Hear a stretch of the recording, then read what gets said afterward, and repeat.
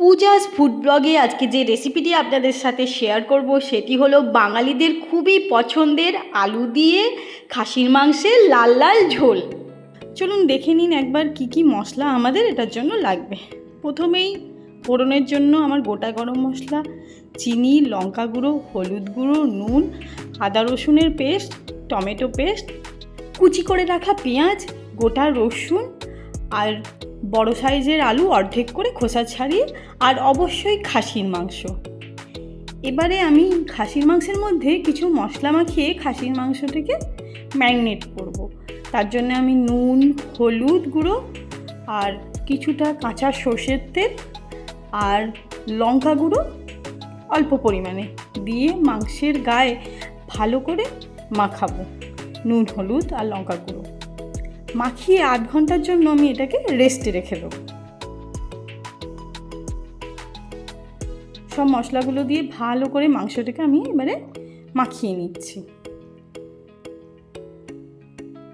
এবারে আলুগুলোকে ভাজার জন্য আমি একটি ফ্রাইং প্যান নিয়ে নিয়েছি। ফ্রাইং প্যানের মধ্যে কিছুটা সর্ষের তেল দিয়ে দেবো। সর্ষের তেলটাকে ভালো করে গরম করে এর মধ্যে কেটে রাখা আলুগুলো দিয়ে দেবো। আলুগুলো দিয়ে হালকা নাড়াচাড়া করার পরে অল্প একটু নুন, হলুদ দিয়ে দেবো। নুন, হলুদ দেওয়ার পরে ঢাকা দিয়ে আলুগুলোকে হালকা করে ভেজে নেব। আপনাদের কাছে আমার একটি অনুরোধ রইল, আমার ভিডিওটি যদি আপনাদের ভালো লেগে থাকে তাহলে আমার ভিডিওটিকে লাইক করবেন, বেশি বেশি করে শেয়ার করে দেবেন আর আমার চ্যানেলটিকে অবশ্যই সাবস্ক্রাইব করে দেবেন।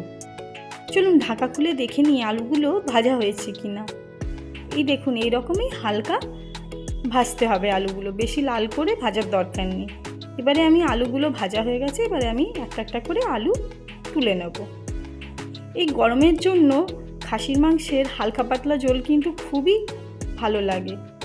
আমি বেশি খুব একটা মশলা ইউজ করিনি, খুবই পাতলা ঝোল করেছি আর খেতে খুবই টেস্টি হয়েছিল কিন্তু। এবারে এই তেলেই আমি গোটা গরম মশলা ফোড়ন দিয়ে দেবো। ফোড়নের মধ্যে আছে তেজপাতা, শুকনো লঙ্কা, এলাচ, দালচিনি, লবঙ্গ আর অল্প জয়িত্রী। ফোড়নগুলোর থেকে গন্ধ বেরিয়ে এলেই আমি কুচি করে রাখা পেঁয়াজ দিয়ে দেবো। পেঁয়াজকে হালকা নাড়াচাড়া করার পরে আদা রসুনের যে পেস্টটা আমি তৈরি করে রেখেছি ওই পেস্টটা এবারে এই পেঁয়াজ কুচির মধ্যে দিয়ে দেবো। চলুন আদা রসুনের পেস্টটা দিয়ে দিই। আদা রসুনের পেস্টটা এবারে দিয়ে দিয়েছি। এবার আদা রসুনের পেস্ট দিয়ে ভালো করে নাড়াচাড়া করে নেওয়ার পরে গন্ধটা একটু কাঁচা গন্ধটা চলে যাওয়ার পরে আমি টমেটো পেস্টটা দিয়ে দেবো। টমেটো পেস্টটা দেওয়ার পরে ভালো করে মশলাটাকে আমি কষিয়ে নেব যাতে কোনো রকমের কাঁচা গন্ধ না থাকে। এবারে আমার মশলাটা ভালো করে নাড়াচাড়া করে কষানো হয়ে গেছে।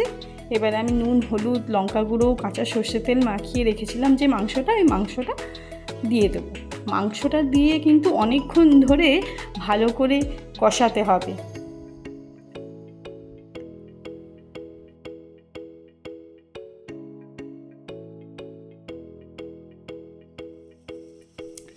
এবারে ঢাকা খুলে মাংসের মধ্যে বাদবাকি মশলা দেব।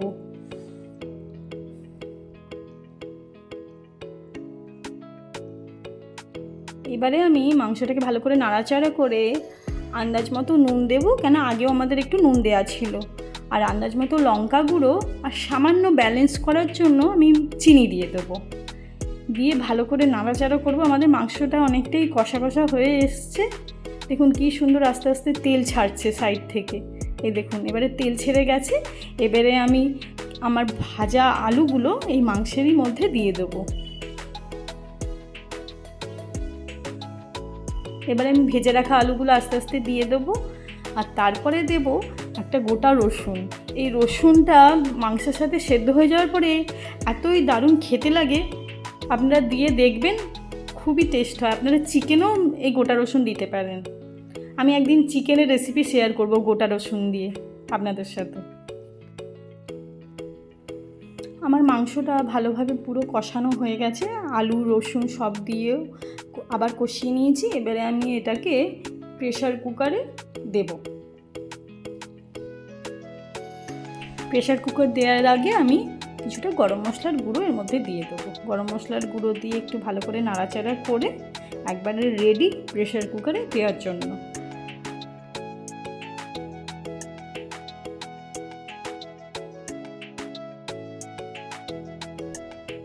চলুন আমি মাংসটাকে প্রেসার কুকারে দিয়ে দিই। প্রত্যেক বাড়িতে খাসির মাংস তৈরি করার নিজের নিজের রেসিপি একটি থাকে। আমি আজকে আপনাদের সাথে আমার ঘরের রেসিপিটি শেয়ার করলাম। বানিয়ে অবশ্যই আমাকে কমেন্ট বক্সে জানাবেন কেমন লাগলো আপনাদের। এবারে আমি এই প্যানে যে মশলাগুলো লেগে আছে ওই মশলা ধোয়া জল এর মধ্যে অ্যাড করে দেবো, দিয়ে আমি 6খানা সিটি দেব। আপনারা যেমন মাংস নরম খান সেই হিসেবে আপনাদের সিটি দেবেন। আমার একটু সুসিদ্ধ মাংস বেশি ভাল লাগে, নরম, ওই জন্য আমি 6খানা সিটি দিয়েছি। 6খানা সিটি দেওয়ার পরে চলুন দেখে নিই আমার মাংস রেডি হয়েছে কিনা। দেখুন কি সুন্দর ওপর থেকে তেল ভেসে এসছে। আমি কিন্তু খুবই অল্প পরিমাণে তেল দিয়েছিলাম।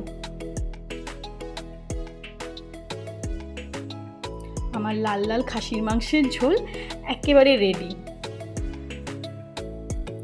কমেন্ট বক্সে অবশ্যই জানাবেন এই রেসিপিটি বাড়িতে তৈরি করে আপনাদের কেমন লেগেছে।